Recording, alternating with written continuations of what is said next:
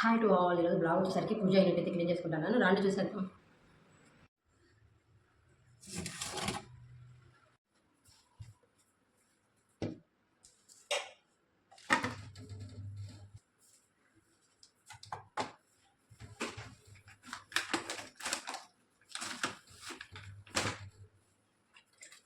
ఈ ఫ్రేమ్స్ని అయితే నీట్గా చూసేసుకుంటున్నాను. వెట్ వైప్స్ అండి ఇవి.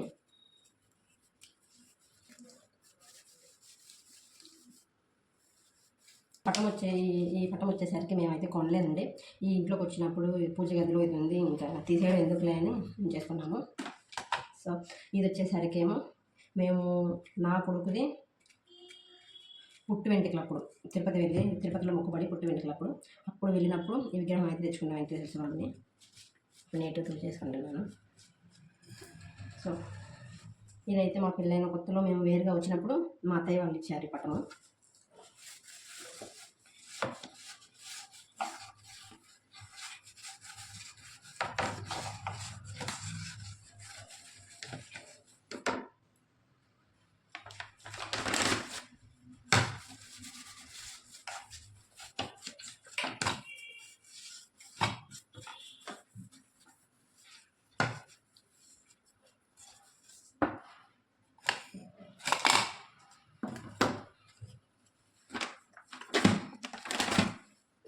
ఇదేమో అమ్మ విజయవాడ వెళ్ళినప్పుడు ఇచ్చింది ఈ పటం అమ్మవారిది. ఇదేమో నేను వేరు వచ్చేటప్పుడు అమ్మ ఇచ్చింది. మా కులదైవం శ్రీ షౌడేశ్వరి తల్లి.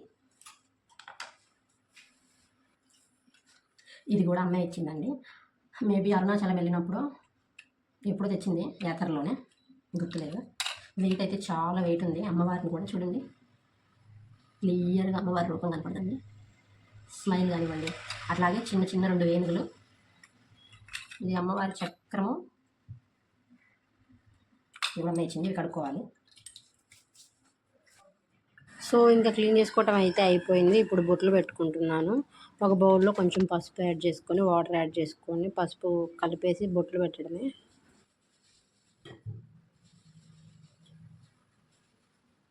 ఇప్పుడు ఫ్రేమ్స్కి అయితే బొట్లు పెట్టేసుకుంటున్నాను. ఫస్ట్ పసుపు, తర్వాత కుంకుమ పెట్టేసుకున్నాను దీని మీద.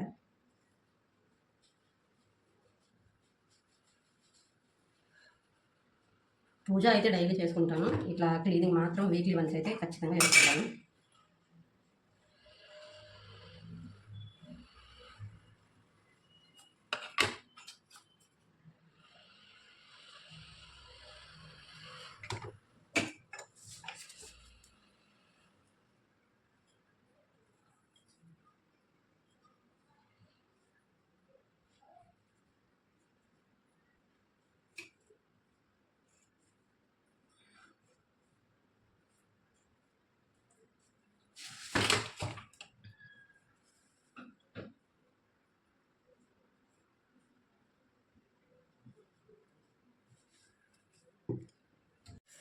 బిఫోర్కి ఆఫ్టర్కి లుక్ మీరే చూడండి. ఇప్పుడైతే పూజ గది అయితే క్లీన్ అయిపోయింది. రేపటికి దోశ పిండి మనం నానబెట్టేసుకున్నాం అండి. ఇవైతే మీకు కనుక దోశలు రెడ్గా క్రిస్పీగా రావాలి అంటే రేషన్ బియ్యం ఈ గ్లాస్తో 3 గ్లాసెస్ తీసుకుంటున్నాను.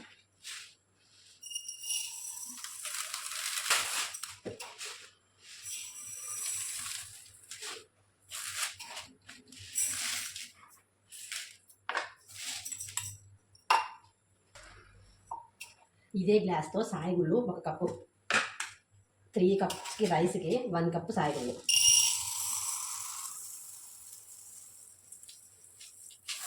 3 కప్స్ రైస్, 1 కప్పు సాయిగుళ్ళు, 2 టేబుల్ స్పూన్స్ సగ్గు బియ్యం,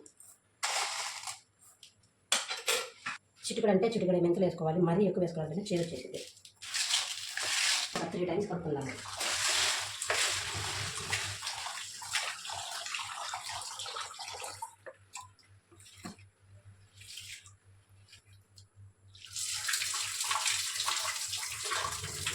దీని తర్వాత వీటిని 6 అవర్స్ నాననివ్వాలి.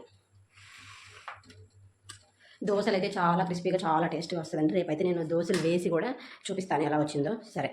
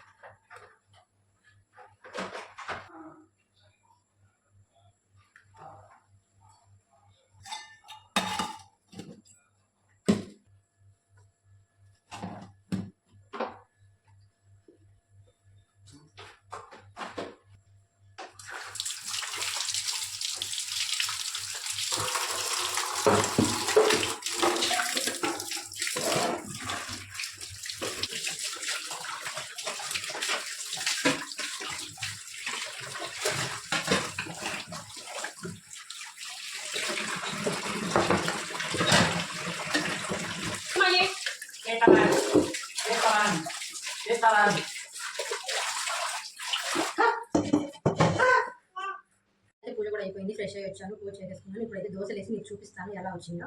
సరే, బ్లాగ్ అయితే కంటిన్యూ అవుతుంది, చూస్తూ ఉండండి. ఫస్ట్ అయితే స్టవ్ ఆన్ చేసేసుకుంటున్నాను. పెండం హీట్ ఎక్కేలోగా మనము అట్టుపిండి కలుపుకుందాము.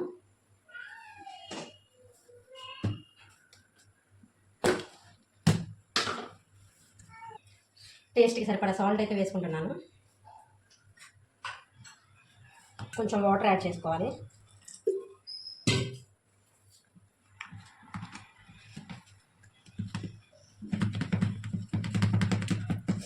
మనం ఇది గ్రైండర్లో వేసుకున్నాం కాబట్టి మనం ఇడ్లీలాగా కూడా పెట్టుకోవచ్చు. కాబట్టి అంత సాఫ్ట్గా ఉండవు. తిరుపతిలో ఇడ్లీ టేస్ట్ చేస్తే సేమ్ అట్లాగే ఉంటుంది, బియ్యపు ఇడ్లీ లాగా. కుదిరితే ఇడ్లీ కూడా నేను పెట్టి చూపిస్తాను ఎట్లా ఉంటాయా అనేసి. దోశ పెండం అయితే బాగా ఎక్కింది.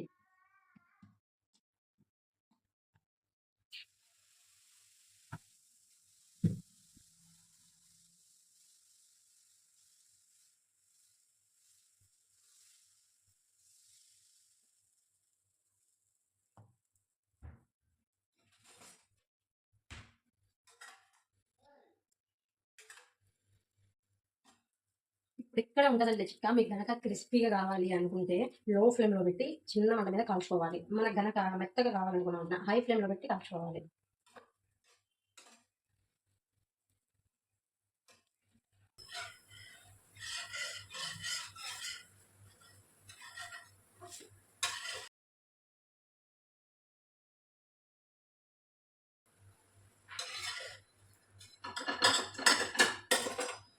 ఇదిగోండి, మీకు చెప్పినట్టే ఎర్రగా దోశ వేస్తా ఉన్నాను కదా.